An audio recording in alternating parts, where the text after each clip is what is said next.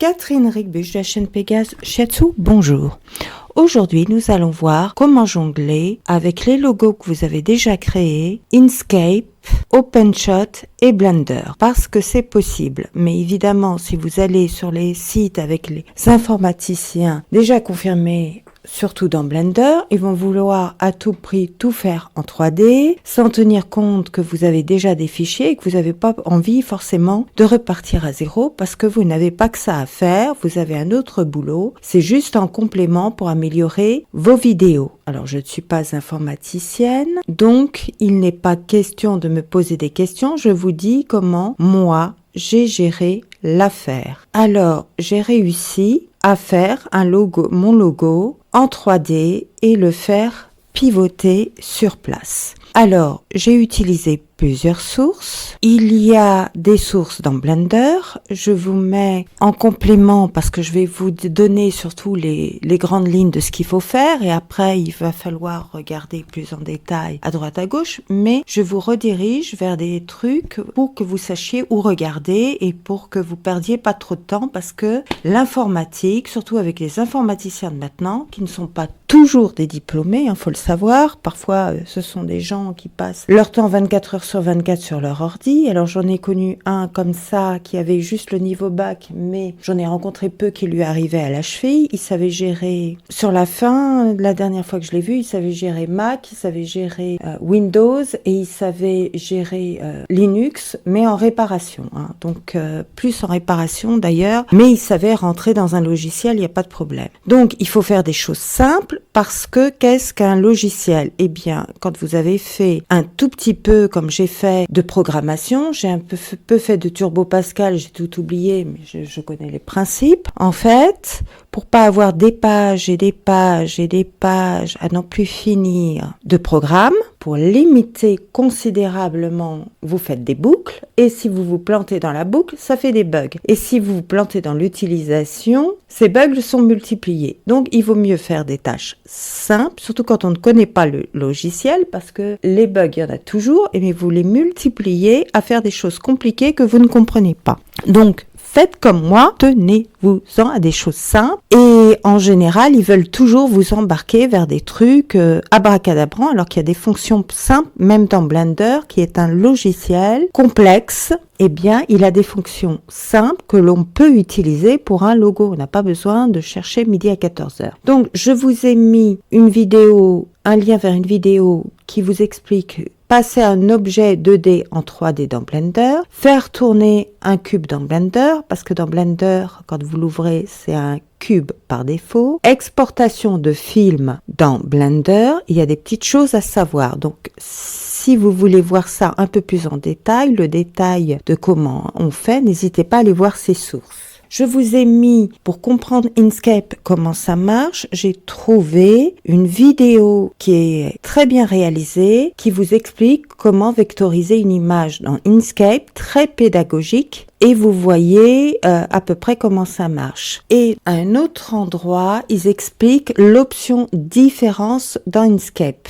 Et je vous remets quelque chose que je vous avais mis, la fonction écran vert. En fait, c'est pas fonction d'écran vert, ça s'appelle chrominance en français ou fonction chroma key en anglais, si vous avez la version anglaise dans OpenShot. Moi, j'ai la version française et qui est bien à réaliser. C'est très simple à faire et vous comprenez à peu près les fonctions d'OpenShot comme ça. Et vous pouvez même faire le recadrage. Je vous expliquerai pourquoi utiliser aussi le recadrage.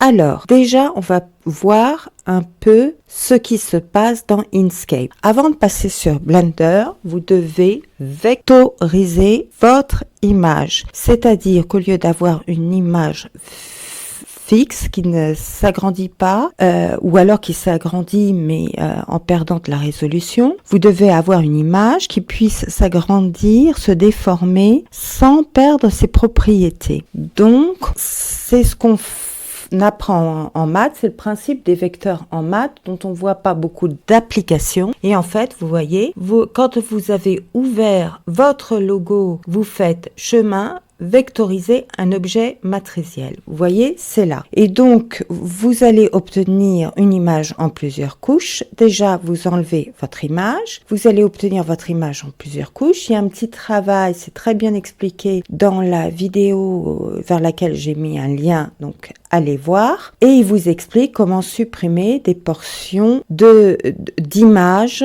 dans Inkscape pour pouvoir avoir une image vectorielle qui soit ouvrable, parce que Blender n'ouvre pas les JPEG, pas du tout.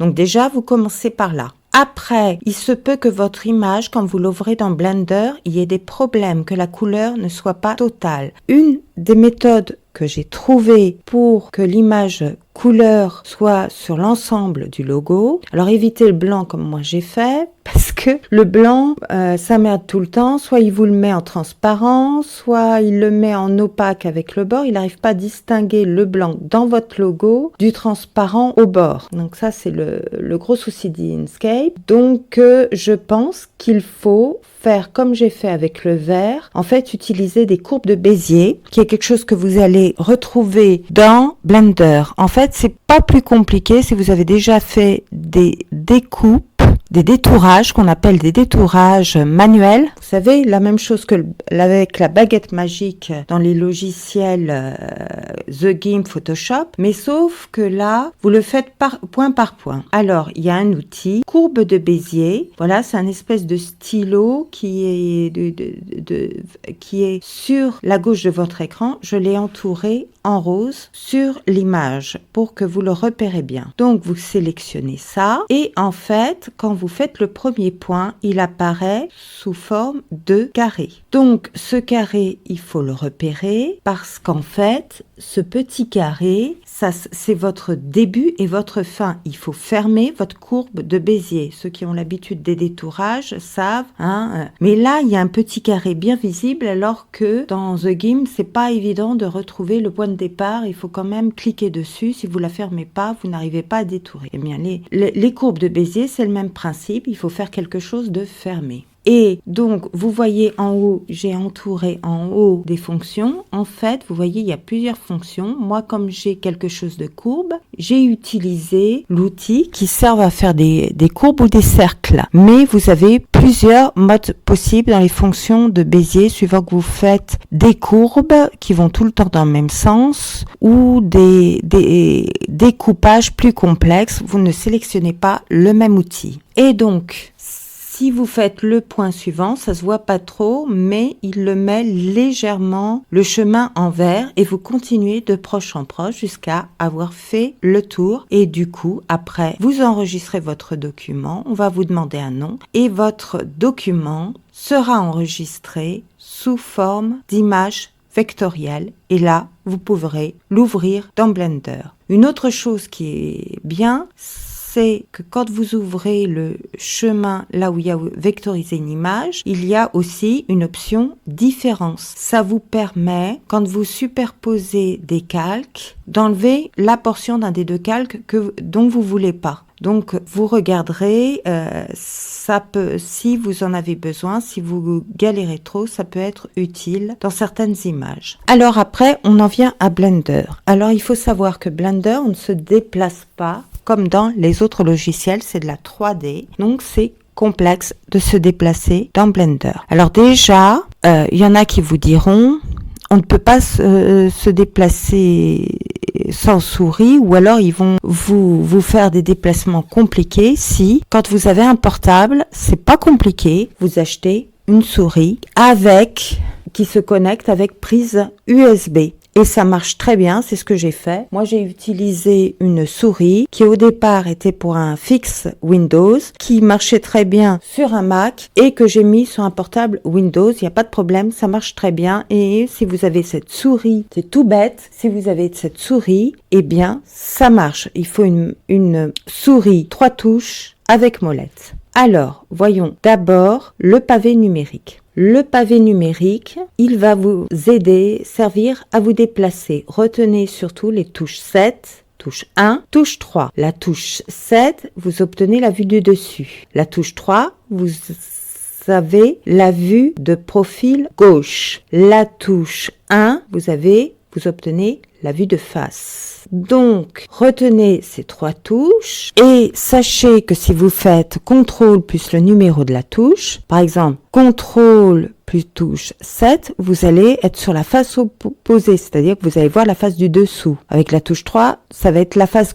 droite au lieu de la face gauche. Pour zoomer, alors ça c'est vachement intéressant, mais on peut le faire aussi avec la souris. Les touches plus ou moins vous permettent de zoomer. La touche 0, c'est à retenir. Ça permet d'aller parfois dans la vue 3D, mais la plupart du temps, elle vous fera obtenir une vue caméra. Ça dépend où vous êtes dans le logiciel. Retenez que des rotations sont possibles sur le clavier. Moi, je fais pas comme ça, hein. Je le fais plus avec la fonction rotation du logiciel plus souris. Mais vous pouvez faire des rotations à l'aide de la souris sur les touches 8, 6, 2 et 4. La touche 5, c'est ce qu'ils appellent la vue ortho, c'est-à-dire que les axes sont prolongés, vous voyez bien les axes, donc pour repérer les axes, pour bien aligner les caméras et compagnie, ça peut être intéressant. Donc les rotations et la touche 5, c'est peut-être pas essentiel, mais sachez quand même que ça existe, ça peut vous dépanner. La souris, donc je vous l'ai dit, la souris est une souris 3 touches, dont la 3e est au centre, la molette. La molette permet de se déplacer dans les plans. Donc, vous allez voir, hein, je vous ai pas mis exactement quel déplacement ça fait parce que ça dépend du plan dans lequel vous êtes. Ça va vous perturber si je vous dis on se déplace horizontalement, verticalement ou vers vous ou en vous éloignant de vous, vous allez être perdu, quoi. Retenez et essayez dans chaque plan, dans chaque vue de vous déplacer et vous pouvez vous déplacer avec la molette seule, avec Alt molette, Maj molette, CTRL molette, ça vous permet de vous déplacer sur les 3 axes et en plus de zoomer. Le clic gauche permet d'ouvrir les menus déroulants et de sélectionner les fonctions. Le clic droit, ça vous permettra, ça c'est un réflexe qu'on a du mal, c'est pour ça que certains dans les préférences utilisateurs changent. Moi je l'ai pas changé parce que je me dis si je vais dans une méthode, je vais être complètement largué et paumé. S'il me parle de clic droit, le clic droit, normalement, par défaut, c'est pour sélectionner un élément ou le déplacer. C'est-à-dire, vous sélectionnez votre élément, vous lui donnez une fonction, ou vous cliquez, glissez pour le déplacer. Voilà. Et quand vous donnez une rotation à l'élément, une fonction à l'élément, eh bien, parfois, il passe en blanc, il était en orange, il passe sélectionné en blanc, ça veut dire que vous pouvez le déplacer, il est déjà en cliquer, glisser, sélectionné, donc vous faites déplacer votre souris pour le positionner au bon moment et vous cliquez et du coup, il est positionné au bout. Mais voilà, la souris se déplace à partir de l'endroit où elle est, du coup, parce que c'est-à-dire la fonction que vous avez cliquée. Et donc, il y a un coup à prendre parce que vous avez envie de revenir sur l'objet pour le déplacer. Ben non. Et du coup, ça vous le fait arriver au loin. Alors, faites bien attention à ça. Quand vous faites une sélection, assignez une fonction à un outil sélectionné. Voilà. Bougez doucement la souris, retenez votre main parce que la souris le déplace alors qu'elle n'est pas sur l'objet. Alors, quand vous rentrez dans Blender, vous avez un cube par défaut, un repère par défaut et une caméra par défaut. Donc déjà, le cube, vous le sélectionnez, vous appuyez sur la touche Suppress de votre clavier, là, en haut à droite du clavier AZERTY. Après, une fois que vous l'avez supprimé, vous faites pareil avec la caméra. La caméra, vaut mieux la rajouter une fois que vous avez bien préparé votre logo et pour être sûr de savoir où elle est la caméra, parce que sinon, si vous êtes perdu, vous avez votre logo tout petit et puis vous devez hyper zoomer pour retrouver la caméra. Là, ça va pas. Donc, le mieux, c'est de l'enlever. Par contre, comme vous n'allez pas toucher à ce qui sert, il y a un objet là qui est sous forme de trait avec un repère orthonormé qui lui est associé à définir individuellement. Hein. Voilà. Chaque truc a son repère orthonormé individuellement avec sa propre origine. C'est ça qui est difficile à comprendre un peu dans Blender. Mais si vous faites ce que je vous dis, ça vous posera pas trop de problèmes. Eh bien, ça, vous le gardez parce que ça sert à la caméra, pour qu'elle sache où elle se trouve pour filmer. Donc ça, vous n'y touchez pas. Après, si vous allez dans le dossier fichier, file en anglais, import, et après Scale Vector Graphic SVG, eh bien, vous allez pouvoir naviguer sur votre ordinateur pour importer votre image qui est vectorisée. Alors, des fois, votre logo apparaît en blanc et vous cliquez dessus et vous vous apercevez que la couleur est quand même là. C'est ce qui se passe avec la forme de logo que j'ai là. C'est-à-dire qu'elle arrive, que ce dossier arrive tout en blanc. Je clique dessus, le vert apparaît. Et donc, il faut enlever ce blanc opaque qui vous gêne parce que vous voyez, il n'y a plus le logo n'est pas ovale comme je veux. Il a un fond qui fait que je peux pas lui faire des déplacements, le faire tourner sur lui-même. Ça va pas aller, quoi. Il faut enlever ce blanc qui ne doit pas tourner en même temps que le logo, ou alors il faut que le blanc soit dans tout l'écran et ne lui appliquer de mouvement. Vous avez les deux solutions. Donc moi j'ai choisi de l'enlever. Donc en fait j'ai fait cette origine to géométrie. Alors, cette origine to géométrie, vous allez le trouver sur la droite. Et j'ai pu déplacer, du coup, avec la souris, par un clic droit, la partie verte de mon logo. Et du coup, vous cliquez sur le blanc et vous appuyez sur la touche suppresse. Donc là, je vous explique comment j'ai fait pour mon logo. Bon, j'ai pas rempli le Pégase blanc, j'ai choisi d'autres options, mais je pense que le Pégase blanc, si j'arrive à l'individualiser par des courbes de Bézier dans Inkscape, je devrais parfois l'avoir sans problème sur le logo. Moi, ce que j'ai travaillé, c'est juste la partie verte et le Pégase Shiatsu qui est en dessous de la découpe verte du Pégase, et vous voyez, ça marche pas trop mal. Donc, une fois que vous avez votre logo, vous pouvez jongler entre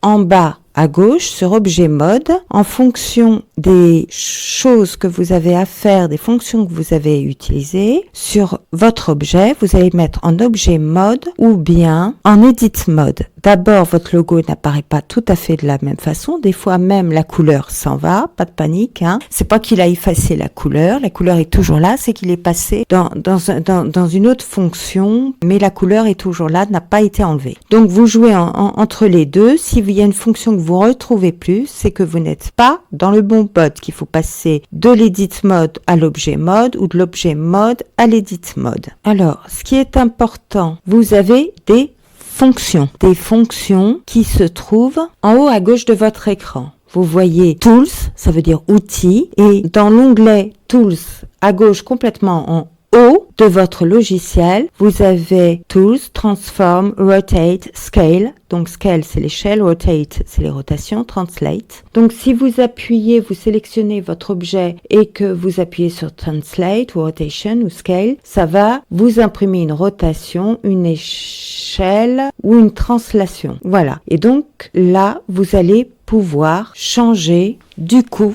la position et l'échelle de votre objet. Donc ça, c'est important. Après, il y a la fonction Bevel. Alors, vous allez en fait dans quelque chose qui ressemble à une courbe. Vous voyez, là, c'est complètement à droite. Il y a souvent des options qui changent suivant ce que vous avez fait sur votre objet. Là, vous avez un petit appareil photo dessiné. C'est pour photographier, exporter sous forme de photo ou de film. Après, vous avez plusieurs fonctions. Là, des espèces de dessins de pics, de photos. C'est pour en fait, tout est pour travailler l'image, à part la caméra qui est pour exporter photos et films. Donc vous allez vers la fin et il y a une espèce de petite courbe qui est dessinée et c'est en fait c'est des chemins qui sont dessinés en courbe. Ça correspond un peu à vos courbes de Bézier. Donc vous allez voir 2D, 3D qui s'affichent. Vous restez en 2D et à Bevel, si vous augmentez de 0, vous donnez de l'épaisseur en multipliant. Si vous donnez pas de l'épaisseur, vous diminuez le chiffre. Après, une fois que vous avez fait vos transformations, vous ajoutez votre caméra. Vous faites Add tout en bas de l'écran, vers la gauche, pas à l'extrême gauche, mais vers la gauche, et vous faites Caméra. Vous faites attention à la fonction mirror. La fonction mirror, c'est si vous avez placé au niveau de votre objet la caméra, mais que vous la voyez pas, ça veut dire qu'en fait, les caméras dans Blender font l'image de l'autre côté, filment l'image de l'autre côté et ne filment pas l'objet. Donc on appuie sur mirror et le fait d'appuyer sur mirror, elle filme l'autre côté et donc là, vous revoyez votre image. Et en fait, grâce à View, qui est complètement à gauche, vous allez pouvoir naviguer. Vous avez Camera View et vous avez la possibilité par View, donc, d'obtenir la même chose que le 0, c'est-à-dire une vue caméra. Avec cette vue-là, vous pouvez savoir s'il faut que vous déplaciez votre logo, faut que vous l'agrandissiez. On peut faire aussi sur la caméra, mais vaut mieux faire sur le logo, je vous assure, c'est plus simple parce que en bougeant la caméra, vous pouvez changer ses axes. Et si vous l'ajoutez, comme je vous l'ai dit, par une vue du dessus, votre caméra, elle va filmer du dessus. Si vous commencez à la bouger, son axe va bouger, elle va vous le filmer de biais. Donc le mieux, ce n'est pas de bouger la caméra, c'est de bouger le logo, d'agrandir ou de rétrécir le logo et de le bouger suivant l'axe des X et des Y. Et vous voyez que dans certaines vues, vous voyez là le logo est trop grand. Le plus souvent, il est trop petit. Normalement, les images que vous importez, vous êtes d'ailleurs souvent obligé de faire un fort grossissement pour les voir apparaître dans Blender. Elles apparaissent parfois en tout petit parce que c'est pas du tout la même échelle que ça travaille. Donc, vous travaillez dans Vue à l'extrême gauche, comme je disais. Là, vous le voyez. Caméra, vous avez left, right, back, front, bottom, tip, caméra. Alors que moi, ce que je trouve qui est très utile pour travailler, c'est left et top. Donc, ce qui correspond à dessus et profil. J'ai travaillé mon logo pour que l'écriture soit aussi un peu déportée suivant l'axe des Z. Donc, elle est un peu devant en fait le logo pour qu'elle soit visible durant toute la rotation que je vais faire à mon logo. Donc une fois que vous avez ça, ce qui va être important, c'est l'onglet animation. L'onglet animation, vous allez le retrouver sur le côté à droite. Vous cliquez animation et c'est là que vous allez permettre d'insérer à votre fichier ce qu'on appelle les keyframes, c'est-à-dire les fonctions qui vous disent si l'objet tourne, il faut donner l'information qu'il a fait un déplacement, c'est par là, en ajoutant ces fameux keyframes. Pour le moment, je n'ai ajouté que des rotations. J'ai fait tourner le truc sur place. Commencez par des choses comme ça. Donc là, ça vous permet, quand vous avez sélectionné votre logo, vous voyez, il apparaît sélectionné, et vous faites ça pour chaque élément du logo. Je l'ai fait pour le logo et pour le Pégase Shiatsu, c'est-à-dire qu'à chaque fois, j'ai sélectionné mon truc, j'ai mis ma ligne de temps qui est en bas, vous voyez, j'ai mis comme du rose à droite et à gauche de la ligne de temps. J'ai mis un petit tiret là, exit 78, ça veut dire que c'est la dernière image. Là, en fait, vous mettez le nombre d'images que vous voulez, mais mettez un nombre faible au début. Je fais à 78 parce que, en fait, si je veux que mon logo tourne ni trop vite, ni trop rapidement, ni trop lentement, eh bien, il me faut bien 70 images. Il y a en gros 24 images, je crois, par seconde. Donc, il faut bien ça pour qu'il tourne à peu près correctement. Donc, votre première image doit être sélectionnée au 0. Vous sélectionnez un élément. Vous faites keyframe dans le volet animation. Vous sélectionnez, là j'ai sélectionné rotate, mais vous ferez peut-être autre chose. J'ai sélectionné rotate. J'ai sélectionné après l'autre objet, parce que j'ai tout, j'ai le fond et j'ai un deuxième objet, Pégase Shiatsu. J'ai sélectionné dans Animation, Keyframe, Rotate. Après, je suis allée à droite de l'écran sur Objet. J'ai sélectionné dans les rotations Y 355. Faut pas faire 360. Faut faire un peu moins de 360. Sinon, votre logo ne bouge pas du tout. Il enregistre qu'il n'a pas bougé. Pour lui, 0 ou 360, c'est pareil. Donc, j'ai mis 355 en ayant sélectionné mon fond. Après, je suis revenue dans Animation Keyframe Rotate. en étant sur la dernière image sélectionnée dans la ligne de temps. Après, j'ai sélectionné mon Pégase Shiatsu, j'ai refait pareil, j'ai mis une rotation 355, j'ai fait animation, rotate, keyframe rotate, voilà. Après, vous appuyez sur le play qui est en dessous de l'image. Là, vous avez avance rapide, avance lentement, retour rapide, retour lentement, play et play dans les deux sens, en arrière comme en avant. Vous appuyez sur un des deux plays pour visualiser, surtout, voir si c'est correct. Le mieux, c'est même de le faire en mode cinéma, vérifier que durant le mouvement, vous ne sortez pas du champ caméra. Après, vous allez complètement à droite, vous cliquez sur l'espèce de caméra, vous descendez jusqu'à un endroit où il y a un fichier sélectionné. Là, vous allez avoir les formats. Donc, quand vous cliquez, c'est PNG qui est mis par défaut normalement si vous n'avez pas changé les préférences utilisateurs. Donc, à droite, vous allez avoir les formats film et format vidéo et à gauche, les formats images. Alors, vous trompez pas parce que sinon, vous allez enregistrer qu'une image. Vous, ce que vous voulez, c'est faire un film. Si c'était juste une image, vous auriez pas besoin de Blender. Donc, vous sélectionnez. Moi, comme je suis sur Offshop, je fais FFmpeg vidéo parce que c'est un fichier compatible avec OpenShot. Il travaille avec ça, mais vous pouvez faire AVI JPEG. Il paraît que c'est un format de fichier qui marche bien pour faire les vidéos, que c'est le format le plus courant. Après, vous remontez dans votre caméra, vous êtes toujours dans caméra et vous allez dans animation. Vous savez, il y a un petit logo, il y a écrit animation, il y a un petit logo en forme de clap de film. Voilà, et ça lance votre film. Et si vous êtes en vue caméra, là, je suis pas en vue caméra sur l'écran, mais si vous êtes en vue caméra quand vous le lancez, ça vous permet de vérifier qu'il n'y a pas de souci. Alors, il faut repérer où ça les charge par défaut si vous n'avez pas changé ça dans User Preference, que vous allez retrouver dans File ou dans Éditeur. Donc, il va vous le mettre dans un chemin très simple qui s'appelle disque local C:2.TMP. Donc vous voyez, c'est pas compliqué comme chemin. Vous allez le retrouver assez facilement. Vous n'aurez pas à chercher pendant des heures. Après, la bande son, je la travaille dans Audacity, qui est un bon logiciel de gestion du son.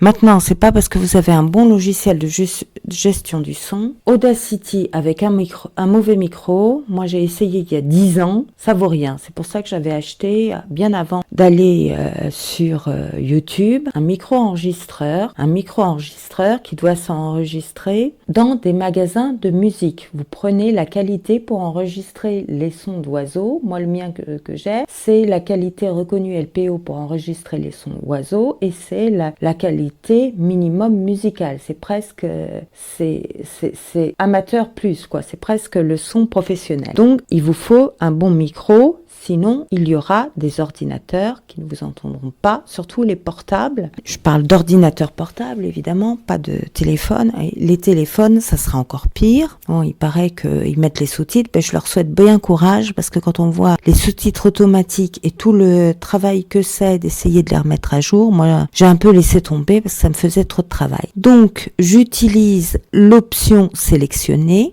Alors, juste en dessous, vous avez le zoom. Il vaut mieux zoomer un peu la vidéo parce que sinon, les blancs, vous les voyez pas toujours très nettement. Et je sélectionne. Je fais quand même play pour vérifier qu'il n'y ait pas un bout de syllabes qui traîne. Et après, je fais couper, raccorder. Donc, vous voyez, c'est pas bien compliqué. C'est pas dur à exporter. J'exporte en MP3. Bon, c'est peut-être pas ce qu'il y a de mieux.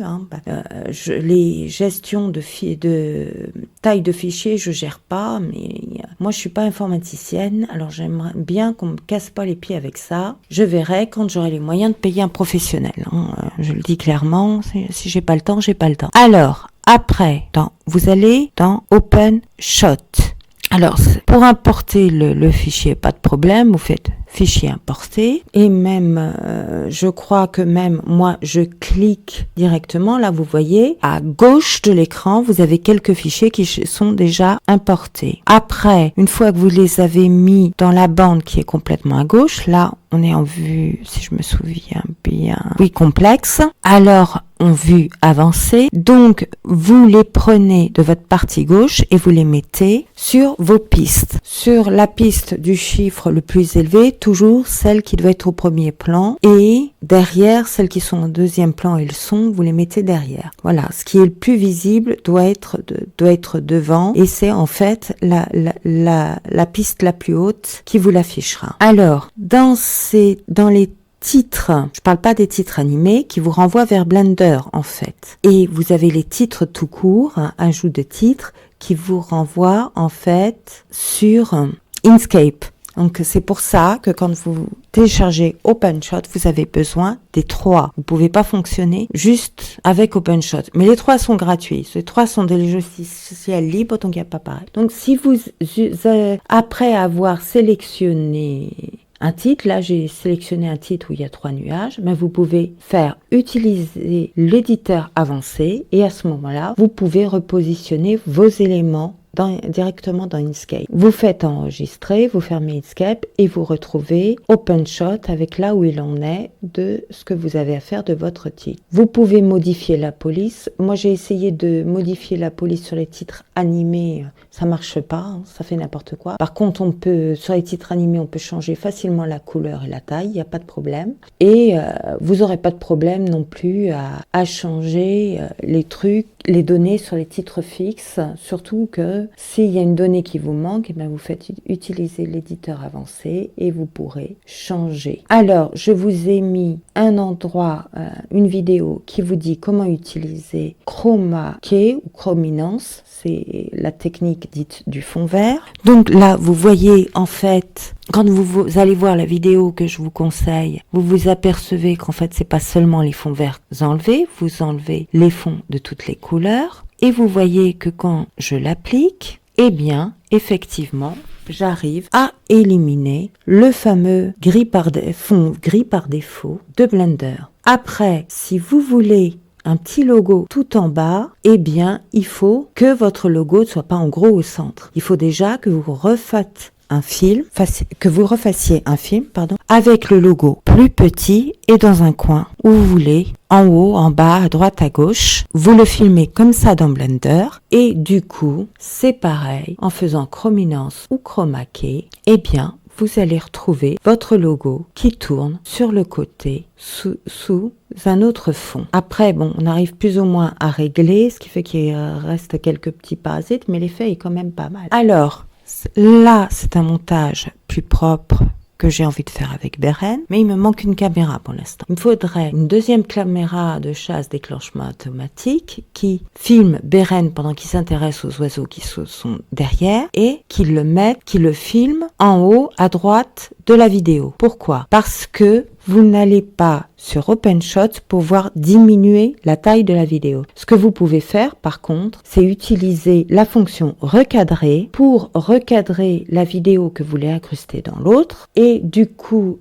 vous la mettez, cette vidéo qui est recadrée, sur la piste la plus haute. Et donc, vous voyez, il y a toute une partie, là, que j'ai hachurée, qui ne sera pas visible. Et vous la mettez en face, dans une ligne inférieure, dans une piste inférieure, l'autre vidéo. Et du coup, ce que vous verrez à l'écran, c'est une combinaison des deux. Bon, je ne l'ai pas fait, mais normalement, vu les essais que j'ai faits de recadrage, normalement, c'est ça que ça donne. Mais vous ne pouvez pas diminuer. Quand vous recadrez, ça recadre seulement une portion de votre vidéo, mais ça ne la diminue pas. Donc, il faut faire comme ça. Il faut déjà prévoir dans ce que vous filmez où ça doit être sur l'écran pour que quand vous recadrez, tout soit visible. Donc, c'est pas simple, mais c'est possible de faire une incrustation donc d'une vidéo à l'intérieur d'une autre vidéo. Et donc, il est possible de consulter 2 livres. Alors, il y en a un qui est génial parce que c'est fait pour les utilisateurs, les simples utilisateurs, pas du tout les professionnels qui râlent parce qu'ils ne le trouvent pas assez élevé, mais c'est fait pour les utilisateurs, par un utilisateur, et c'est révisé par une informaticienne. Donc, il n'y a pas d'erreur. Et là, c'est directement accessible par des gens comme vous et moi. Alors que j'ai fait toute cette vidéo, justement, parce